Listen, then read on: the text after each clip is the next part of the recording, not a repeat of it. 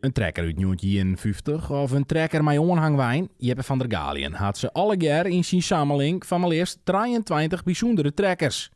We haalden dit met droog aan en we hebben een 3 jaar in opgehouden. En dan ga je lege hand en dan word je er alweer wat van. En zo ben ik op deze handronde hobby gaan.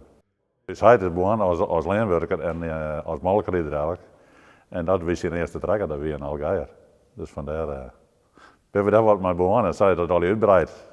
Van der Galien kan de trekkers nog tellen, maar houdt altijd een eetje in het zeil of er nog nieuwe onwinsten bij de samenling passen. De bepaalde typen, de bepaalde merken. Dus heb ik van Nuffeld heb ik nog 9 trekkers met alle verschillende typen. En die ben 20 jaar makkelijk geworden. En daar had ik 12 van hand. En de rest, die zie ik wat omheen wat erbij past. Nou, ik denk dat ik de meeste nog wel hebben, maar ja, er komt altijd misschien nog eens een voorbij. Ik denk dat dit is echt wel leuk om die erbij te hebben. Dus kan al dit unieks, kinder natuurlijk, maar één de favoriet wezen. Dit is voor mij de mooiste trekker. Voor dit hier weer een hele dikke trekker, weer een 80 pk trekker. En hier een aardekast onderhouden van 540 toeren en 1000 toeren. Dat is uniek voor die tijd.